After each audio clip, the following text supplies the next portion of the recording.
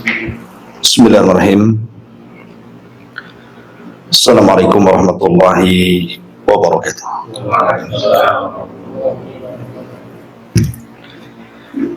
Alhamdulillah wassalatu wassalamu ala rasulillah wa ala alihi wa sahbihi wa mawalah wa la hawla wa la quwata illa billahi wa ba'du.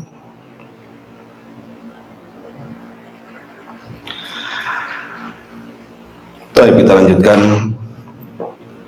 kajian kita, masih membahas tafsir surah Al-A'la. Kita masuk pada ayat ke-6 dan seterusnya. A'udzubillahi minasyaitonirrajim. Bismillahirrahmanirrahim. Sanuqri'uka fala tansa. Sanuqri'uka fala tansa illa ma syaa Allah. Innahu ya'lamul jahra wa ma yakhfa. Kami akan membacakan Al-Quran kepadamu, wahai Muhammad, sehingga engkau tidak akan lupa, kecuali jika Allah menghendaki. Sungguh Dia mengetahui yang terang dan yang tersembunyi. Apa kameranya?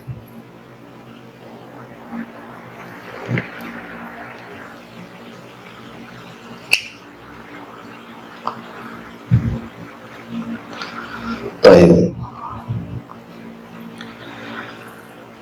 Sanuqri'uka fala tansa. Kita akan jelaskan secara global dulu, baru kita rincikan.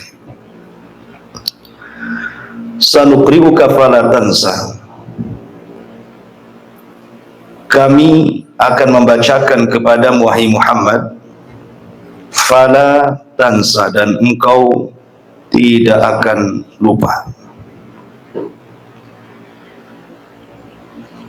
Kita tahu bahwa dalam hadis Aisyah Ummul Mukminin radhiyallahu anha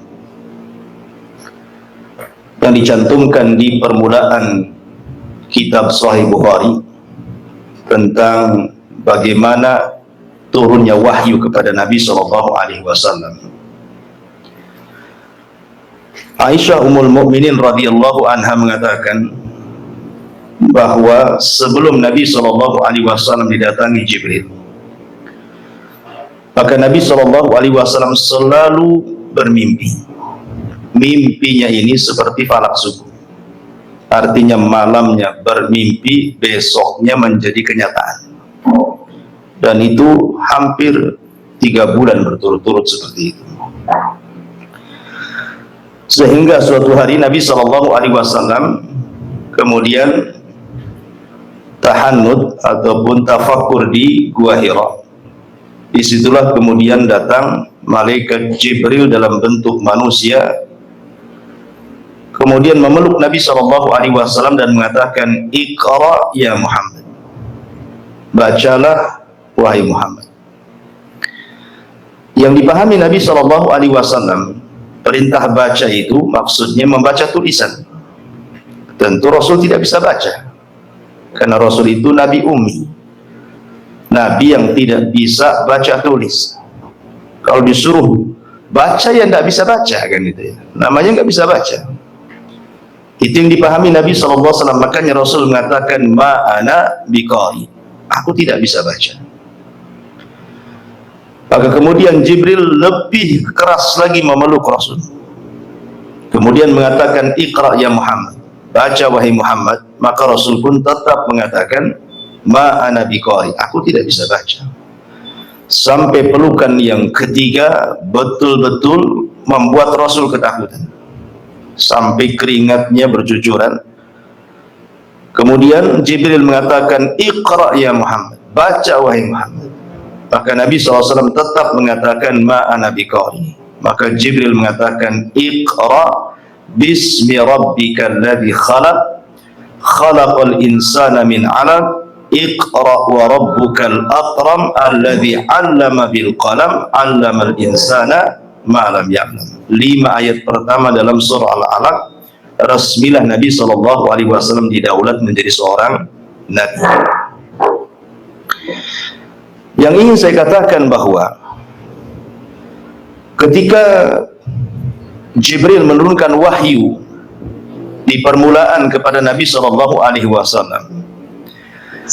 Nabi SAW khawatir kalau seandainya apa yang dibaca Jibril kepada dia itu setiap ayatnya terlupakan.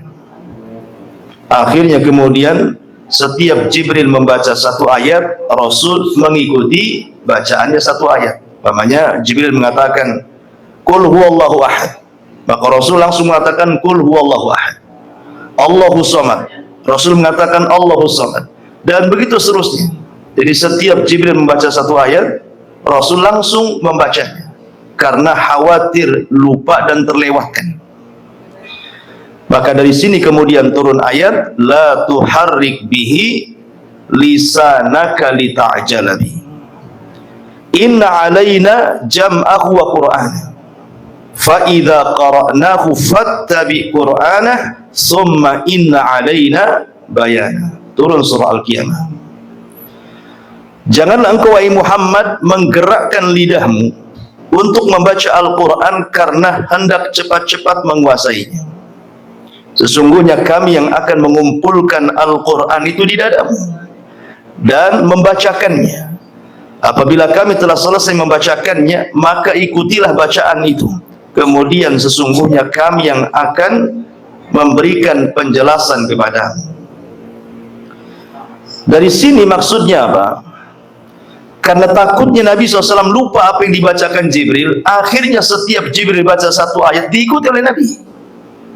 Maka turun ayat, jangan engkau gerakkan lidahmu, dengarkan saja. Kalau Jibril menurunkan wahyu, Rasul disuruh mendengarkan saja, tidak perlu kemudian mengikuti ayat yang dibaca Jibril. Nanti semata-mata mendengarkan ayat itu, Allah Subhanahu wa ta'ala akan letakkan Al-Quran itu di dadamu. Nanti kamu akan hafal sendiri. Itu maksudnya. Dari sini juga apa? Ada syariat tentang mendengarkan Al-Quran. Ya, mendengarkan Al-Quran itu berpahala. Kemudian juga Allah Subhanahu wa ta'ala mengatakan dalam surah Toha ayat 114-nya. Allah mengatakan fata'alallahul malikul haq wa la ta'jal bil qur'ani min qabli an yuqdha ilaika wahyuhu wa qur rabbi zidni ilma.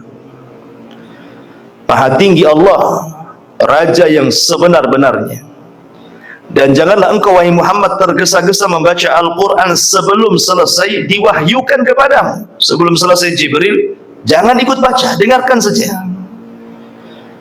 Dan katakanlah, ya Rabb, tambahkanlah ilmu kepadaku. Rabbi zidni ilma. Ma'asyiral muslimin yang dimuliakan Allah Azza wa Jalla, kenapa Nabi SAW mengikuti apa yang dibacakan Jibril? Sekali lagi, karena Rasul takut lupa. Makanya di sini dalam surah Al-A'la Allah mengatakan apa? Sanuqri'uka fala tansa. Kami akan bacakan Al-Quran kepada wahai Muhammad, engkau tidak akan lupa. Illa masya Allah, kecuali Allah yang berkehendak. Apa maknanya? Kalimat fala tansa illa masya Allah, ada 3 penafsiran para ulama.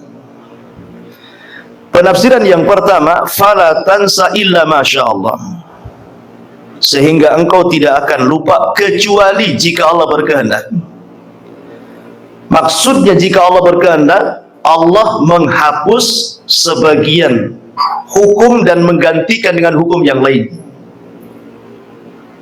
Artinya kan kehendak Allah, bukan kehendak Rasul. Dan itu sebagaimana Allah firmankan dalam surah Al-Baqarah, ma nansakh min ayatin aw nunsiha na'ti bi khairin minha aw misliha. Tidaklah kami menghapus sebuah ayat, kata Allah dalam Al-Quran, kecuali kami datangkan yang lebih baik atau yang setara. Kalaupun ada hukum-hukum yang Allah hapus dalam Al-Quran itu, tetap Allah akan mendatangkan hukum yang lebih baik sebagai penggantinya atau setara. Karena begini, di zaman Nabi SAW, orang-orang Yahudi itu mengejek Nabi. Apa ejekannya? Mereka mengatakan, tengok tuh si Muhammad, kadang-kadang hari ini memerintahkan, besok pula dia melarang. Aneh dakwahnya. Harusnya kan istiqomah. Kalau memerintahkan sesuatu, ya terus diperintahkan. Kenapa hari ini diperintahkan, besok pula diperintahkan dia larang? Maka turun ayat ini, ma nansakh min ayatin aw nunsiha na'ti bi khairi minha aw mithliha. Tidaklah Allah Subhanahu wa taala menghapus sebuah ayat dalam Al-Qur'an kecuali mendatangkan yang jauh lebih baik dari yang dihapusnya atau minimalnya setara. Karena sebenarnya ikhwatul fiddin, Al-Quran sendiri secara utuh itu kan menghapus ajaran sebelumnya. Al-Quran sendiri, sebagaimana kitab-kitab sebelum Al-Quran juga menghapus kitab-kitab sebelumnya. Contoh, kedatangan Nabi Isa bin Maryam dengan turun kepadanya kitab Injil itu menghapus sebagian hukum-hukum yang ada di Taurat.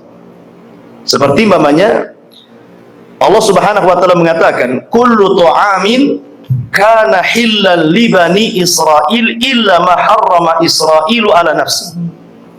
Setiap makanan itu halal bagi Bani Israel kecuali yang diharamkan kepada Israel, maksudnya kepada Yakub. Yakub suatu ketika sakit kemudian bernazar, kalau sembuh dia tidak akan makan daging unta selamanya dan tidak akan minum air susu unta selamanya. Maka sejak dia kemudian bernazar seperti itu dan sembuh, maka Yakub mengharamkan tidak makan daging unta dan tidak meminum susunya.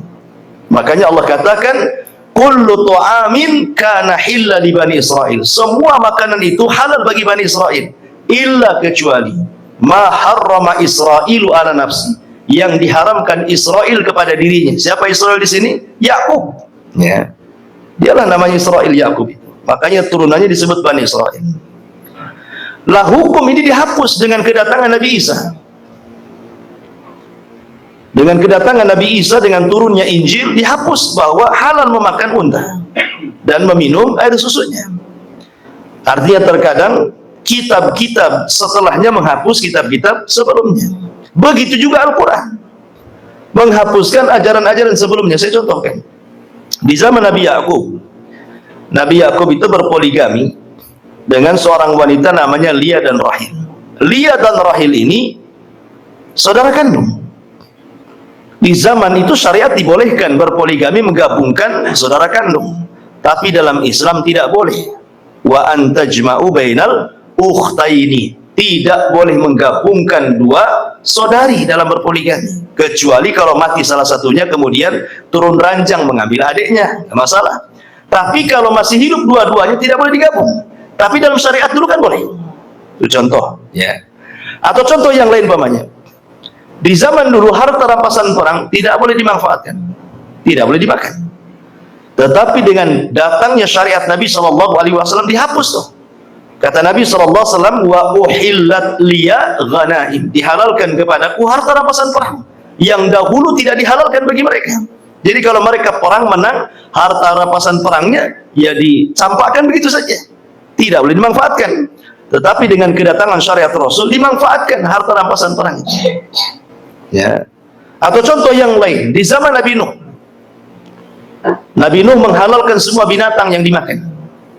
Karena waktu itu memang tidak banyak binatang kan itunya. Karena selepas banjir bandang tidak ada satupun binatang yang hidup kan. Kecuali yang ada di kapalnya itu saja. Makanya Nuh menghalalkan boleh memakan apa saja yang ada di kapalnya. Mau ular, mau harimau, mau buaya darat, mau apa-apa semua ada di situ kan. Ya, artinya dibolehkan semuanya. Tetapi datangnya syariat Islam tidak boleh. Tidak boleh makan anjing, tidak boleh makan babi, tidak boleh memakan sesembelihan yang tidak disebut nama Allah. Itu ya, tidak boleh memakan binatang-binatang buas yang bertaring, yang berkuku dan begitu seterusnya. Ada kemudian pemansuhan di sini. Jadi Al-Quran sendiri memansuh ajaran sebelum Al-Quran. Ya. Lah di dalam Al-Quran sendiri terkadang ada ayat yang lain menghapuskan ayat yang lain lagi. Sekali lagi bahwa penghapusan ini karena Allah subhanahu wa ta'ala hendak mendatangkan hukum terbaik dari yang dihapusnya atau minimalnya setara karena sebuah kemaslahatan yang dikehendaki oleh Allah subhanahu wa ta'ala. Saya contohkan, karena penghapusan dalam Al-Quran itu ada sifatnya, lafadznya tetap dalam Al-Quran tapi hukumnya hilang. Ada yang kemudian lafadznya hilang bersama hukum-hukumnya juga hilang, tidak dicantumkan dalam Al-Quran, atau dari perkara ringan ke perkara berat, atau dari perkara berat ke perkara ringan. Saya contohkan empat-empatnya ya. Ada yang sifatnya hukumnya tetap, lafadznya dibaca dalam Al-Quran tapi hukumnya tidak berlaku. Contoh namanya peperangan. Allah subhanahu wa ta'ala mengatakan apa? Ishruna sabiruna yaglibuna mi'ataini. Bahwa kalau anda berjumlah 20 orang maka harus bisa mengalahkan 200 orang. Berarti 1 lawan 10, ya kan? Dahulu di zaman Rasul, di permulaan perang, kalau antum mendapatkan musuh 10 orang tidak boleh lari, kecuali kalau lebih dari 10-11 semuanya boleh lari ya. Sebab kalau mendapatkan 10 musuh anda lari, berarti ini masuk dalam kategori lari dari peperangan, dosa besar, tidak boleh. Jadi itu permulaan syariat jihad, 1 lawan 10. Berarti kalau lebih daripada 10 boleh lari, gitu maksudnya. Kalau 10 berarti tak boleh lari. Tetapi Allah tahu, karena hal itu berat bagi kaum muslimin, akhirnya Allah hapus al-ana khaffafallahu ankum wa alima anna fikum dha'fa. Sekarang paham, Allah subhanahu wa ta'ala paham kalian lemah, sehingga Allah subhanahu wa ta'ala hapus hukum itu menjadi apa? Mi'atun yaglibu mi'ataini, 100 mengalahkan 200. Artinya hukum yang 1 lawan 10 dihapus menjadi 1 lawan 2. Paham ya? Berarti kalau bertempur 1 lawan 2 nggak boleh lari. Karena kalau lari berarti anda lari dari pertempuran, dosa besar. Kecuali kalau 1 lawan 3, bolehlah lari, karena sudah di luar jumlah, kan gitu ya. Nah, itulah dari 1 lawan 10 dihapus menjadi 1 lawan 2. Tapi kan lafadznya ada, dicantumkan dalam Al-Quran, tetapi kan hukumnya tidak ada, hanya lafadznya kita baca ya. Contoh yang kedua, lafadznya dihapus, tidak ada, kita tidak baca dalam Quran. Contohnya umpamanya ketika mengangkat anak susuan di permulaan Islam, mengangkat anak susuan itu harus 10 radha'ah. 10 radha'ah itu maksudnya 10 kali susuan, disusukan sampai dia kenyang, dilepehkan, kemudian disusukan lagi sampai dia kenyang, dilepehkan, terus sampai 10 kali, baru anak itu dianggap anak susuan. Itu dalam permulaan Islam dan dicantumkan dalam Quran. Tapi kemudian dihapus secara lafaz dan maknanya dengan hadis Nabi SAW, riwayat Aisyah radhiyallahu anha, bahwa anak dianggap anak susuan itu cukup 5 kali susuan saja, maka sudah dianggap anak itu menjadi anak susuan. Lah lafaz 10 susuan itu tidak ada di Quran, sudah dihapus, sudah nggak ada lagi. Sama dengan ayat tentang masalah rajam ya, tentang rajam orang tua. Intinya bahwa ada yang lafaznya dicantumkan tetapi hukumnya tidak berlaku, ada yang dua-duanya lafaznya tidak dicantumkan, hukumnya pun tidak berlaku, karena sudah dimaksud dengan hadis Nabi SAW ya. Ini yang pertama dan kedua. Yang ketiga dan keempat, dari perkara ringan ke perkara berat, dari perkara berat ke perkara ringan ya. Contoh dari perkara berat ke ringan, contohnya tadi yang saya contohkan, 1 lawan 10 menjadi 1 lawan 2. Itu kan awalnya berat, kemudian jadi ringan kan. Sekarang terbalik gitu ya, tadinya ringan jadi berat. Contoh umpamanya puasa Asyura. Puasa Asyura itu hukumnya wajib. Itulah puasa pertama dalam Islam, diwajibkan kepada kaum muslimin tanggal 10 bulan Muharram. Tapi kemudian Allah hapus hukum kewajibannya menjadi sunnah dengan datangnya kewajiban puasa Ramadan 1 bulan ya. Puasa Ramadan 1 bulan kan, dari 1 hari ringan kan, jadi sebulan kan berat itu namanya ya. Tetapi kan lebih baik gitu ya, dibandingkan yang 1 hari di bulan Muharram menjadi sebulan Ramadan, jauh lebih baik lagi. Na'ti bi khairi minha aw mithliha, kami datangkan yang jauh lebih baik lagi atau yang setara. Artinya kan terjadi di sini mansukh. Jadi kalimat ini penafsiran yang pertama, sanukriuka fala tansa. Kami akan bacakan Al-Quran kepada Muhammad sehingga engkau tidak akan lupa, kecuali jika Allah menghendaki ada hukum-hukum yang sudah kau hafal tiba-tiba dimansuh oleh Allah, berarti atas kehendak Allah. Ini penafsiran yang pertama. Jadi illa masya Allah itu artinya terjadi nasakh, penghapusan, ya. Penafsiran yang kedua, sanukriuka fala tansa. Kalimat la di sini bukanlah nahi, ya, tetapi la nafi. Kalau nahi itu larangan. Seolah-olah kalau larangan diartikan seperti ini. Kami akan bacakan Al-Quran kepadamu, fala tansa. Awas, jangan kau lupakan. Nah, itu namanya larangan. Berarti di sini Nabi SAW harus berusaha beristihad, jangan sampai lupa, kan itu. Tetapi pendapat yang kuat la di sini bukan nahi, tetapi nafi. Ya, nafi itu artinya tidak. Saya akan bacakan Al-Quran kepadamu dan engkau tidak akan lupa. Berarti yang menjadikan Rasul tidak lupa siapa? Allah. Paham ya? Kalau larangan berarti Rasul harus berusaha jangan dilupakan.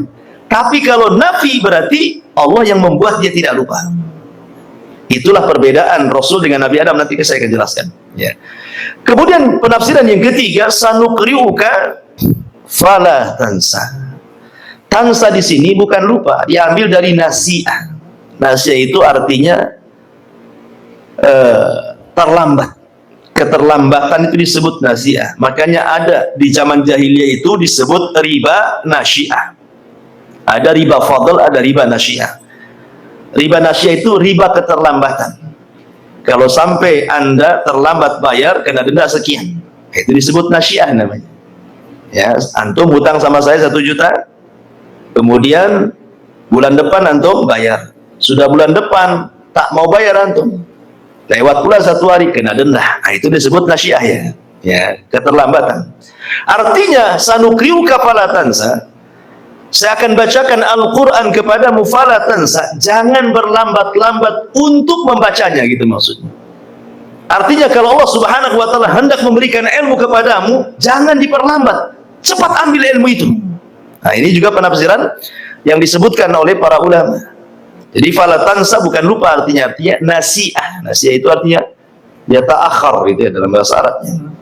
Ya, tetapi pendapat yang kuat sanukriuka fala tansa di sini la nafi, artinya Nabi SAW tidak akan pernah lupa. Taib. Ma'asyiral muslimin yang dimuliakan Allah Azza wa Jalla. Kita bandingkan dengan kisah Nabi Allah Adam alaihi salatu wassalam yang disebutkan dalam surah Toha ayat 115. Allah mengatakan dalam surah Toha ayat 115.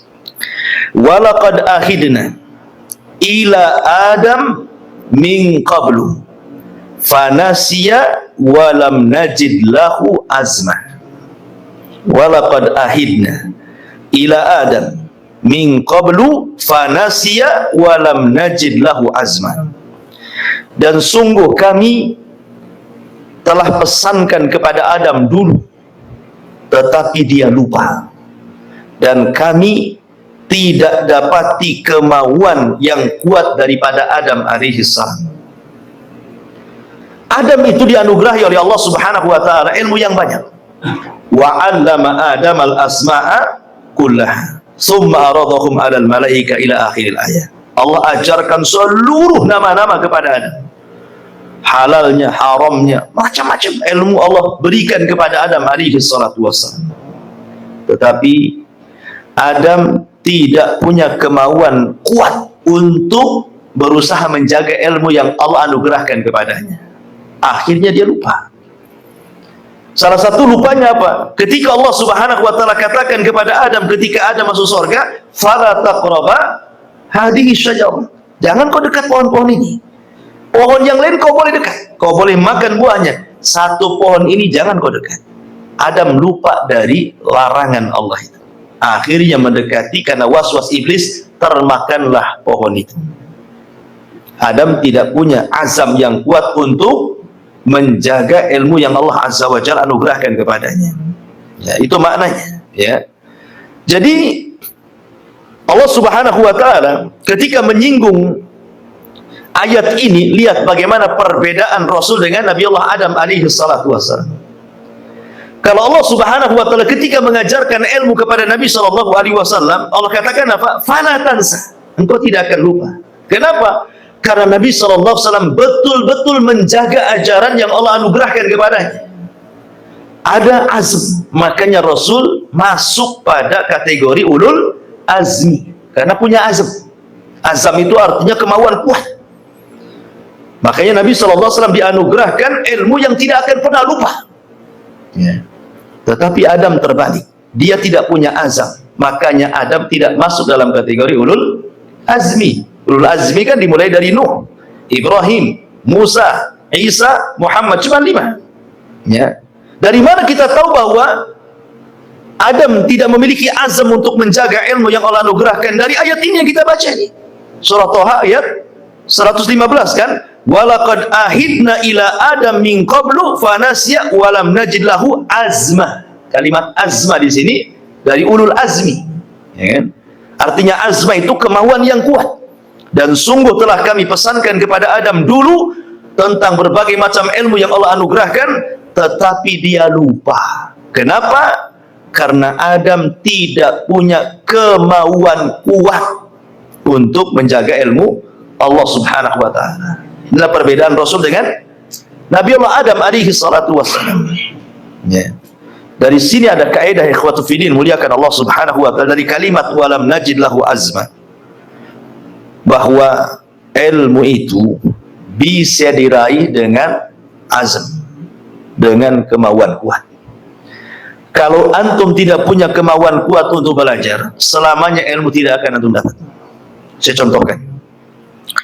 Nabi Musa alaihi salatu wassalam suatu ketika berkhutbah di tengah-tengah Bani Israil. Kemudian setelah berkhutbah, adalah kaumnya bertanya kepada Musa, ayyun nasi a'lam ya Musa.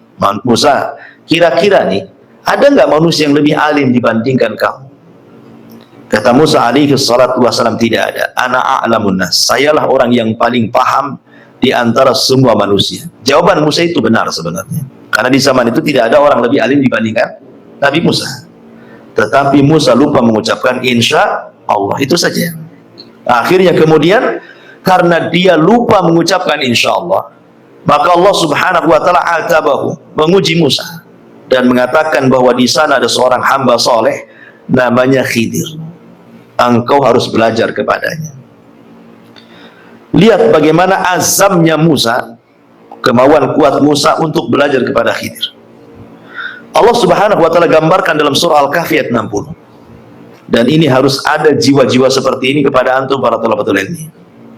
Wa idh qala Musa li fatahu la abrahu hatta ablugha majma'al bahraini au amdiyahu quba. Dan ingatlah ketika Musa berkata kepada muridnya, siapa? Yusha ibn Nun, aku tidak akan berhenti berjalan sebelum sampai ke tempat pertemuan dua air lautan, atau aku akan berjalan tanpa berhenti bertahun-tahun sampai berjumpa dengan Khidir. Coba, ada orang yang punya azam seperti Musa, luar biasa kan itu. Inilah yang kemudian harus tanamkan kepada setiap thalabatul ilmi, punya azam. Musa ketika ingin belajar kepada Khidir, azamnya kuat sampai dia mengatakan, aku tidak akan berhenti, aku akan terus berjalan sampai ketemu itu, ya, dua pertemuan air lautan itu. Karena Allah Subhanahu wa taala tidak menyebutkan alamatnya, itu yang masalahnya. Kalau jelas alamatnya Taman Raya Blok sekian kan enak tuh. Ini dua pertemuan air lautan di mana kan itu? Nah, akhirnya harus keliling-keliling lah kan itu, mencari informasi. Dan kalau sampai tidak ketemu, kata Musa, saya akan terus berjalan bertahun-tahun sampai ketemu. Nah, itu namanya azam. Ya, itu namanya azam yang kuat yang dilahirkan Musa, dan itu percontohan kepada setiap para thalabatul ilmi. Makanya Imam Ahmad Ibn Hanbal rahimahullahu taala, ketika dia berjalan dari Baghdad bersama rekannya Yahya ibn Ma'in rahimahullahu taala, ingin belajar ke Yaman, karena di Yaman itu ada seorang syekh namanya Abdul Razak As-San'ani. Imam Ahmad berjalan kaki, bayangkan, dari Baghdad, dari Irak ke Mekah, dari Mekah ke Yaman. Butuh berapa bulan tuh jalan kaki, ikhwan. Ya. Tetapi himmah yang kuat Imam Ahmad dan juga Yahya ibn Ma'in tidak menjadikan surut semangat mereka. Tetap mereka berjalan dari Baghdad ke Mekah. Allah takdirkan di Mekah, di musim haji, berjumpa pula dengan Abdul Razak As-San'ani. Kata Yahya ibn Ma'in, sungguh Allah telah memendekkan jarak kita. Kenapa? Daripada kita ke Yaman, orangnya ada di sini kok. Sudahlah kita belajar di sini. Maka disampaikan kepada Imam Ahmad tentang keberadaan Abdul Razak, bahwa Abdul Razak ada di Mekah. Tidak perlu kita harus berjalan lagi berbulan-bulan ke Yaman, katanya. Kata Imam Ahmad, tidak. Aku sudah berazam dari Baghdad akan pergi ke Yaman dan akan belajar kepada Abdul Razak di Yaman. Katakan kepada Abdul Razak, saya tidak hendak belajar di Mekah dan saya akan menyusul dia sampai ke Yaman. Itu azamnya siapa? Imam Ahmad. Makanya wajar kalau kemudian Imam Ahmad diberikan pengetahuan yang luar biasa. 2 kali dia tawaf mengelilingi dunia hatta jama'al musnad, sampai dia mampu mengumpulkan musnad Imam Ahmad. Kumpulan hadis tertebal terbanyak dari seluruh ulama-ulama hadis. Yang namanya musnad Imam Ahmad. Ya. Kalau antum bawa sendiri nggak keangkut tuh, berat tuh, berapa jilid itu musnad Imam Ahmad tuh. Ya. Karena 2 kali keliling dunia hanya untuk mengumpulkan hadis Nabi SAW. Kenapa sampai kok mereka itu sampai seperti itu ya? Kok bisa gitu? Karena punya azam, punya kemauan kuat. Kalau tidak punya kemampuan kuat, jangan cerita Imam Ahmad dari Baghdad ke Mekah, dari Mekah ke Yaman. Dari Taman Raya blok sekian ke blok segini, ya, hanya beda gang saja umpamanya kan. Kalau nggak ada kemampuan, nggak akan bergerak antum ke sini. Padahal antum sudah kerja, motor pun ada, kendaraan pun ada, tak sakit, artinya nikmat sehat ada, luang waktu pun ada. Tapi karena tidak punya kemauan kuat untuk datang di majelis ta'lim, tidak pun datang. Ya kan? Makanya kemauan kuat itulah yang menjadikan orang melangkahkan kaki untuk talabul ilmi. Dan itu yang kemudian dilakukan oleh para ulama dari zaman ke zaman. Sampai-sampai Imam Syafi'i rahimahullah ta'ala mengatakan, akhi lan tanalal ilma illa bisittatin sa'umbika an tafsiliha bibayanin. Kata Imam Syafi'i, saudaraku, kalian tidak akan dapat ilmu kecuali dengan 6 perkara. Saya akan jelaskan secara ringkas, kata Imam Syafi'i. Apa kata Imam Syafi'i? Dzakaun wa hirsun wa ijtihadun wa bulghatun wa suhbatu ustadin wa tulu zamanin. Kata Imam Syafi'i rahimahullah, kalau anda ingin dapat ilmu, lakukan 6 perkara. Dzakah, siapkan kecerdasan. Hirsun, siapkan semangat. Ijtihadun, siapkan kesungguhan. Bulghatun, siapkan dana. Suhbatu ustadin, siap berkawan dengan ustad walaupun ustadnya galak. Ya. Kemudian yang terakhir, tulus zaman. Belajar tidak bisa instan, harus panjang waktunya. Kalau 6 perkara kata Imam Syafi'i anda miliki, maka sara alima, engkau akan menjadi orang alim. Ya. Saya ulangi, kecerdasan, semangat, kesungguhan, modal, ada ustadznya, kemudian lamanya waktu. Dapatlah antum itu. Dari kata-kata Imam Syafi'i ada kalimat apa? Hirsun. Hirsun itu artinya azam yang kuat, semangat yang kuat. Sebab kalau tidak punya semangat, nggak akan bisa. Jangan lagi cerita agama, cerita dunia saja. Kalau nggak semangat, pemalas itu nggak akan diraih. Apalah yang dilakukan pemalas itu? Ya tidur, duduk, temenung, itulah pemalas. Dunia saja nggak akan dicapai dia gitu, apalagi akhirat gitu. Makanya saya contohkan beberapa kisah ulama salaf ya, untuk menarik kita supaya kita semangat belajar. Jadi ada seorang sahabat Nabi SAW, namanya Jabir ibn Abdullah radhiyallahu anhu. Jabir bin Abdullah radhiyallahu anhu ini mendengar satu hadis, yuhsarun nas yaumal qiyamah khufatan uratan ghurlan buhman. Hari kiamat nanti manusia akan dikumpulkan dalam posisi tidak dihitan, tidak pakai sandal, tidak berpakaian, bahkan tidak membawa harta di badan. Jabir ini mendengar hadis ini di Madinah. Masalahnya, orang yang menyampaikan hadis ini tidak mendengar langsung dari Nabi, ya, tetapi mendengar dari sahabat yang lain, dan sahabat yang lain itulah baru mendengar dari Nabi. Jadi Jabir kurang puas, bukan tidak yakin itu hadis dari Nabi, karena tidak mungkin para sahabat itu dusta. Semua sahabat itu udul, adil, ya. Makanya para ulama muhaddisin itu kalau memeriksa rawi itu sampai tabiin saja. Ketika sampai sahabat, diam semuanya, nggak ada yang berani mengatakan ini thiqah, ini dhaif, nggak berani, ya. Kalau tabiin masih berani itu, ya. Kenapa? Karena tidak mungkin sahabat berdusta. Makanya ulama para muhaddisin ketika meneliti rawi-rawi hadis sampai di tabiin saja, tidak sampai ke sahabat, ya. Karena sahabat semuanya udul bita'adilillahi wa rasul, tentu karena ada rekomendasi Allah dan Rasulnya. Yang ingin saya katakan, Jabir tidak puas. Kemudian ditanya kepada orang yang menyampaikan hadis ini, kau dapat hadis dari mana? Maka orang ini mengatakan, saya mendengar dari seorang laki-laki yang sekarang tinggal di Syam, namanya Abdullah ibn Unais. Abdullah ibn Unais itu ada di Syam, ya. Akhirnya Jabir bin Abdullah radhiyallahu anhu menyiapkan perbekalan yang cukup dengan unta yang kuat, berjalan dia dari kota Madinah ke Syam, ingin mencari orang namanya Abdullah ibn Unais, hanya untuk memastikan apakah engkau mendengar langsung dari Nabi. Itu saja. Pada hadisnya sudah dihafal dia, sudah dapat pun dia dari seorang sahabat yang ada di kota Madinah. Masalahnya sahabat ini tidak mendengar langsung dari Nabi kecuali dari seorang sahabat namanya Abdullah ibn Unais yang ada di Syam. Subhanallah, dia habisin duit tuh untuk membeli unta yang bagus, perbekalan yang banyak, entah berapa ratus juta mungkin uang kita. Berjalanlah dia dari Madinah sampai ke Syam, ya, perjalanan 1 bulan tuh. Sampai di Syam dia cari namanya Abdullah ibn Unais, Allah takdirkan ketemu. Setelah ketemu dia hanya nanya, apakah engkau mendengar hadis dari Nabi? Kata Abdullah ibn Unais, iya. Pulang lagi dia ke Madinah, hanya itu saja. Coba ya, memastikan hadis, ya. Karena di zaman itu mereka ingin mendapatkan sanad yang ali, bukan sanad yang nazil. Sanad yang ali itu maksudnya yang lebih dekat kepada Nabi. Hanya ingin mendapatkan sanad tinggi saja. Ibaratnya umpamanya antum mendengar dari saya, kemudian antum ceritakan kepada orang. Orang ini ceritakan lagi kepada orang. Ya, orang yang keempat ini, malas, saya ingin langsung ke muridnya Abu Mero yang ikut ngaji. Supaya makin mantap. Itu namanya sanad ali, lebih dekat dengan guru. Lah mereka berbangga dengan sanad ali di zaman itu.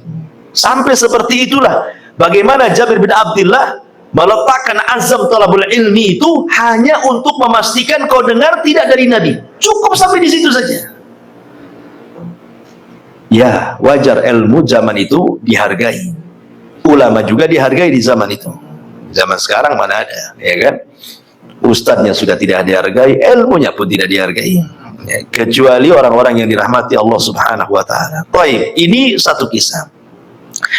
Kemudian kisah yang kedua,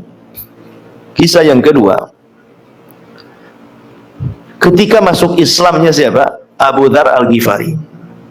Abu Dzar Al-Ghifari terkenal ketua geng, penjahat juga dulunya, ya, seorang perampok juga Abu Dzar Al-Ghifari.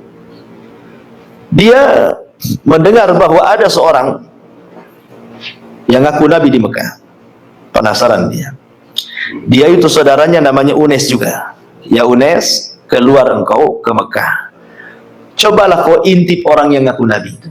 Seperti apa dia? Akhirnya kemudian Unais pun keluar dari kabilah Ghifar menuju Mekah. Dilihatnya, dicarinya informasi. Setelah dapat, pulang dia, dilaporkan kepada abangnya Abi Dzar. Gak puas dia. Dia ingin berjumpa langsung dengan Nabi SAW. Akhirnya dia bergegas kemudian dari kabilah Ghifar menuju Mekah dan berjumpa langsung dengan Nabi SAW. Kemudian berbicara sepatah dua patah kata. Kemudian dia mendengar ayat-ayat Al-Quran. Subhanallah. Akhirnya Allah Subhanahu wa ta'ala dapatkan hidayah kepada Abi Dzar Al-Ghifari. Dia masuk Islam. Secepat itulah sambutan Islam. Harusnya kan secepat itu kalau orang menyambut sebuah ilmu sebenarnya. Karena ilmu itu makin dipelajari sebenarnya makin bodoh kita ini. Sama dengan harta, makin dicari makin miskin kayaknya. Karena kurang, nah, begitu ya. Kemudian kita lihat bagaimana Imam Syafi'i rahimahullahu ta'ala bercerita tentang dirinya. Kuntu yatiman, dulu aku anak yatim, kata Imam Syafi'i. Fi hijri ummi, dalam pemeliharaan ibuku. Fadafa'atni ilal kutab, maka ibuku ketika aku masih kecil dititipkanlah aku ke kutab. Kutab itu tempat belajar Quran. Ya, masalahnya walam yakun indaha ma tu'ti al-muallim. Tetapi ibuku tidak sanggup membayar gaji guru. Terpaksalah kemudian aku hanya bisa mendengar dari kejauhan, tidak bisa ikut halaqah, tapi hadir tapi jauh dari halaqah. Kemudian aku dengar apa yang dikatakan guruku, aku rekam. Bayangkan. Tetapi subhanallah, justru Imam Syafi'i lebih banyak menyerap ilmu gurunya dibandingkan yang di halaqah itu. Ya, ibaratnya adalah orang yang malu hadir di sini, paksalah dia di bawah situ, di parkiran sambil dengerin, dan masih dengerin suaranya. Rupanya orang di parkiran lebih paham daripada antum. Itu maksudnya Imam Syafi'i itu. Ya. Nah, yang luar biasa lagi apa? Kata Imam Syafi'i mengatakan, ibuku tidak punya uang untuk membelikan karatis. Karatisnya kertas untuk nulis. Ya, nggak sanggup ya ibuku membelikan itu. Padahal ilmu itu perlu dicatatkan itu, kalau nggak lupa kan itu. Apa kata Imam Syafi'i? Fakuntu idza ra'aitu azman. Kalau aku sepanjang jalan melihat ada tulang unta, tulang sapi, pokoknya tulang yang besar itu, ya kan, kalau tulang kan dibuang tuh, pokoknya tulangnya 1 meter kan gitu, aku ambil tulang itu. Ya. Jadi kalau aku belajar, orang bawa buku, aku bawa tulang. Jadi orang bawa buku nenteng itu, dia nenteng tulang, Imam Syafi'i itu. Jadi catatlah di tulang itu. Coba bayangkan kalau antum belajar hari ini bawa tulang, kira-kira antum disebut apa? Ya, jualan apa? Sop tulang antum. Jadi saking miskinnya Imam Syafi'i, dia harus mengutip tulang-tulang yang dibuang, di tulang itulah dia catat. Tapi lihat bagaimana hirsnya, kesungguhannya Imam Syafi'i dan azamnya, keinginan kuatnya untuk talabul ilmi, tidak menghalangi kefakirannya, keyatimannya menjadi ulama dunia. Siapa yang tidak kenal Imam Syafi'i? Satu dunia kenal Imam Syafi'i. Ya. Dan ini juga menjadi pelajaran besar, karena biasanya nih alasan orang tidak mau hadir di majelis taklim. Biasanya alasannya apa? Sibuk kerja. Mesti itu alasan. Sekarang zaman now ini, zaman kiwari ini, biasanya kalau ditanya kenapa kok jarang-jarang hadir di majelis taklim, sibuk loh Ustaz. Opletnya sudah nambah, ya kan? Sibuk Ustaz, kenapa? Ini nggak tahu lembur. Sibuk, pokoknya intinya sibuk dunia. Padahal tidak ada alasan orang sibuk bekerja itu menghalangi dia hadir di majelis taklim. Tidak ada alasan. Abu Bakar Siddiq radhiyallahu an, pedagang, tapi dia pun tidak meninggalkan talabul ilmi. Abdurrahman bin Auf pedagang juga. Kemudian Utsman bin Affan pedagang juga. Banyak para sahabat lu pedagang. Tetapi mereka tidak pernah meninggalkan majelis taklim. Ya waktunya dagang-dagang. Tapi ada waktu khusus yang digunakan untuk hadir di majelis Nabi SAW. Supaya apa coba? Terkontrol kehidupannya. Sebab orang yang keluar daripada majelis taklim sudah tidak lagi bergairah untuk belajar, maka persis seperti yang diucapkan Handalah ghasilul malaika. Apa Handalah? Mengatakan, ya Rasulullah, kalau aku hadir di majelis taklimmu, kau bercerita surga, kayaknya surga ada di mataku, katanya.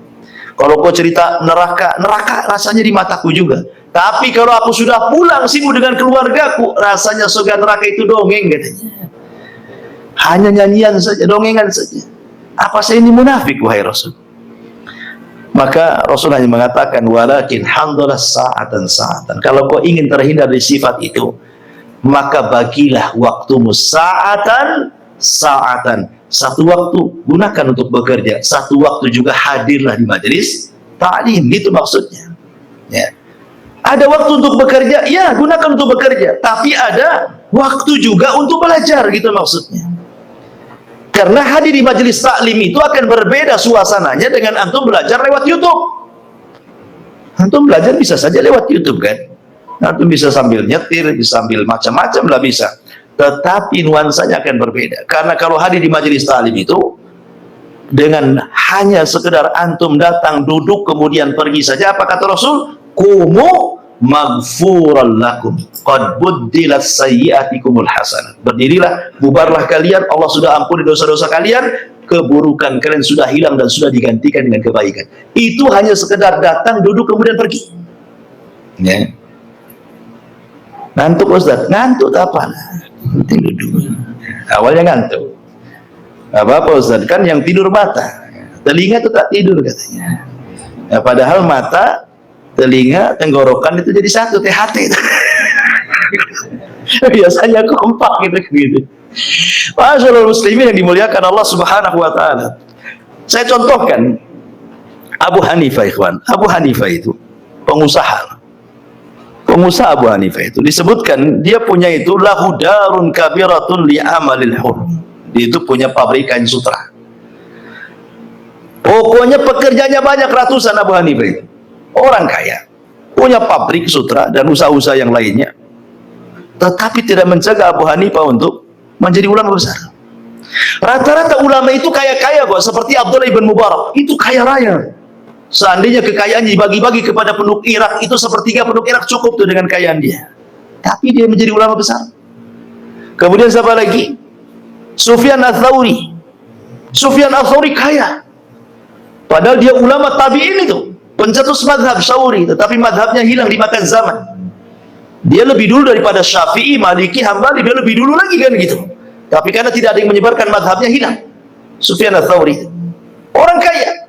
Sampai-sampai ada yang nyeletuk kepada Sufyan Ats-Tsauri, ya Imam, engkau ini selalu menasihati kami untuk zuhud. Engkau sendiri kaya raya. Disangkanya orang sudah harus miskin, itu maksudnya. Kata Tsauri mengatakan, engkau salah paham dalam makna zuhud. Zuhud itu meletakkan kekayaan di tangan, bukan dalam hati. Itulah zuhud katanya. Sehingga orang zuhud itu boleh kaya, boleh miskin. Yang jelas tidak meletakkan kekayaan dalam hati. Kenapa harus aku kaya, kata Sufyan Ats-Tsauri? Likaila atamandalu alal muluk, supaya aku tidak menjadi para penjilat penguasa, katanya. Kalau aku kaya, aku bisa mengkritik penguasa kapanpun, ya, dengan bahasa apapun, aku bisa mengatakan yang hak-hak, yang batil-batil. Tapi kalau aku menjilat pemerintah, aku tidak bisa mengkritik mereka, katanya. Karena aku tertanam budi mereka kepadaku, kan? Makanya aku harus kaya, kata Sufyan Ats-Tsauri. Artinya lihat, para ulama juga banyak yang kaya, walaupun kebanyakan mereka adalah fuqara. Jadi tidak ada alasan kemudian karena sibuk bekerja sama sekali meninggalkan kajian itu. Ya, walaupun tidak bisa seminggu sekali, ambillah sebulan sekali. Jangan pula 3 tahun sekali. Nggak kenal antum nanti. Ya, baik. Ma'asyiral muslimin yang dimuliakan Allah Azza wa Jalla. Intinya bahwa kalimat di sini, sanuqri'uka fala tansa illa ma Allah innahu ya'lamul jahra wa ma yakhfa. Kami akan bacakan Al-Qur'an kepada Muhammad sehingga engkau tidak akan lupa. Artinya Nabi SAW diberikan kemampuan oleh Allah, dia tidak akan lupa apapun yang diajarkan Allah kepadanya, kecuali kalau memang Allah berkehendak. Ya, karena yang membuat dia tidak lupa adalah Allah Subhanahu wa ta'ala. Beda dengan Nabi Adam. Sekali lagi, Nabi Adam tidak ada jaminan dia tidak lupa. Rupanya Nabi Adam lupa. Buktinya apa?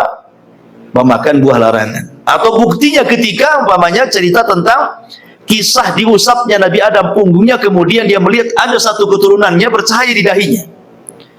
Kemudian Adam bertanya, itu siapa tuh? Itu umatmu ya Adam. Kata Adam, siapa namanya? Dawud alaihi salam. Berapa usianya? Oh, 60 tahun. Kasihan sedikit, kasihan sekali, kok sedikit usianya. Ku tambahkanlah 40 tahun tuh dia. Genapkan dia 100. Adam itu ditakdirkan 1000 tahun usianya. Tapi karena sudah dikurangi 40 tahun diberikan kepada Daud, sehingga sisanya 960 tahun saja. Ketika sudah sampai usianya 950 tahun, malaikat datang. Adam, waktu kematianmu sudah sampai. Kata Adam, belum, kan masih ada 40 tahun. Kata malaikat, lah dulu kan kau sudah kasih sama Daud, itu umatmu. Kata Adam, enggak, Ya, lupa Adam. Ya. Makanya turunannya disebut insan. Insan itu diambil dari nisyan. Nisyan itu artinya lupa. Karena bapak kita pernah lupa, maka keturunannya juga lupa. Sampai pinjam duit tuh mau bayar lupa dia. Ya. Tak bayar, afan lupa. Besoknya lagi lupa kan itu. Lama-lama hilang. Bukan lagi hilang otaknya kan, hilang orangnya. Ma'asyiral muslimin yang dimuliakan Allah Subhanahu wa taala. Intinya bahwa itulah keutamaan Nabi sallallahu alaihi wasallam. Kita tidak hendak membanding-bandingkan Rasul dengan Adam, tidak. Tetapi kalau seandainya kemudian kita mau membandingkan posisi Nabi dengan Adam alaihi salatu wasallam, maka Rasul jauh lebih unggul dibandingkan Adam. Ketika malaikat sujud kepada Adam, kemudian Allah unggulkan Rasul dari Adam, secara otomatis berarti Rasul lebih unggul dibandingkan para malaikat. Itu maksudnya ya. Ya. Taib sanuqri'uka fala tansa illa ma syaa Allah. Innahu ya'lamul jahra wa ma yakhfa. Sungguh dia mengetahui yang terang dan yang tersembunyi. Allah itu Maha tahu yang telah terjadi, yang sedang terjadi, yang akan terjadi, bahkan sesuatu yang mustahil terjadi, kalau terjadi Allah tahu. Apa maksudnya? Mungkin yang telah terjadi antum paham, yang sedang terjadi antum paham, yang akan terjadi antum paham. Yang keempat ini, sesuatu yang mustahil terjadi, kalau terjadi Allah tahu. Contohnya gimana? Contohnya firman Allah Subhanahu wa taala, ya, lau radduhu la'adu limanuhu anhu. Seandainya Allah mengembalikan orang-orang kafir yang masuk neraka itu ke dunia, niscaya mereka akan kafir lagi. Ya. Orang yang sudah masuk neraka, mustahil dia ke dunia? Mustahil. Dunia aja sudah hancur. Semana dibalikan lagi ke dunia? Tetapi kalau seandainya dibuatlah mungkin, ya kan? Orang kafir yang sudah disiksa bertahun-tahun di neraka itu kemudian dibalikan lagi ke dunia, maka mereka pasti kafir lagi. Nah, itulah makna daripada ayat Al-Quran, lau radduhu la'adu limanuhu anhu. Kalau seandainya orang-orang kafir yang masuk neraka itu dikembalikan ke dunia, pasti kafir lagi dia. Gitu ya. Artinya Allah Maha tahu sesuatu yang mustahil terjadi, kalau terjadi Allah tahu. Itu maksudnya.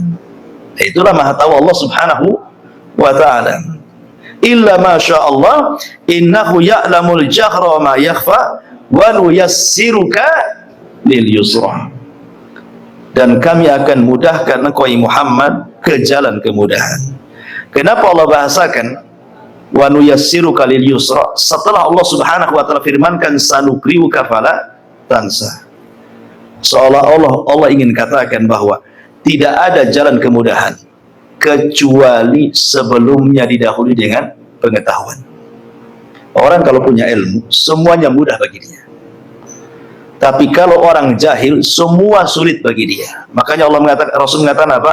Man salaka tariqan yaltamisu fihi ilma, sahhalallahu bihi tariqan ilal jannah. Barang siapa yang meniti sebuah ilmu syariat di situ, kemudian dia belajar di situ, maka Allah mudahkan jalan dia menuju surga. Ya kan? Jadi ilmu itulah yang menyingkatkan perjalanan kita ke surga. Jangankan lagi cerita surga, cari alamat saja di dunia ya. Jangan cerita agama, cerita alamat, cerita dunia. Kalau antum tahu ilmunya, oh gang sekian, RT sekian, desanya ini, alamatnya ini, sebentar aja antum cari jalan yang lebih tikus ya, dibandingkan tikus yang lebih kecil lagi. Nah, sudah sampai situ. Tapi kalau nggak tahu alamatnya, mutar-mutar, nanya orang makin sesat. Karena nggak tahu kan gitu ya. Urusan dunia saja dipersulit tuh. Kalau orang nggak tahu itu, apalagi urusan agama. Makanya ketika Nabi Imam Malik rahimahullah taala mengatakan, kalau antum ditanya dan antum tidak tahu, kemudian antum mengatakan la adri atau Allahu a'lam, berarti antum telah mendapatkan separuh daripada ilmu. Kalau antum ditanya soal agama, tidak paham, tidak tahu jawabannya, kemudian antum jawab la adri, saya tidak tahu, atau Allahu a'lam, Allah yang tahu, berarti antum sudah mendapatkan separuh ilmu. Berarti kalau antum menyebutkan 2 kali la adri Allahu a'lam, sempurna ilmu antum. Karena sempurna tidak tahu. Maksudnya sempurna gitu. Karena begini, bahaya orang nih kalau tidak tahu, kemudian dia sok tahu. Antum saya tanya, bagaimana hukumnya tentang orang sholat di kamar mandi? Antum tidak tahu. Antum main jawab saja. Agak-agak jawabannya. Begini. Nanti kalau antum kemudian jawab begini, pasti saya akan tanya lagi. Nanti antum jawab lagi. Semakin ditanya, semakin dijawab. Semakin ditanya, semakin dijawab. Maka makin banyaklah kebodohan antum di situ. Ya kan? Orang kalau menjawab, pasti orang penasaran. Nanti dijawab lagi. Penasaran lagi, tanya lagi, dijawab lagi. Berarti jawaban-jawaban itu akan makin jauh dari kebenaran. Tapi kalau antum ditanya, saya tidak tahu, mungkin gak dikejar dengan pertanyaan? Ya enggak mungkin, namanya orang gak tahu, ngapain dikejar dengan pertanyaan? Ya cukup sampai di situ lah kan gitu. Tapi kalau antum sok tahu, pasti dikejar dengan pertanyaan. Setiap dikejar, antum jawab lagi, antum jawab lagi, antum jawab lagi. Nampaklah bodohnya. Ya, paham ya? Makanya di sini Allah mengatakan sanukriuka fala tansa. Baru Allah mengatakan wa nuyassiruka lil yusra. Jadi kemudahan itu setelah adanya pengetahuan. Kalau kita tahu ilmu salat, mudah kita salat. Kita tahu ilmu puasa, mudah kita puasa. Kita tahu ilmu zakat, mudah kita zakat, dan begitu seterusnya.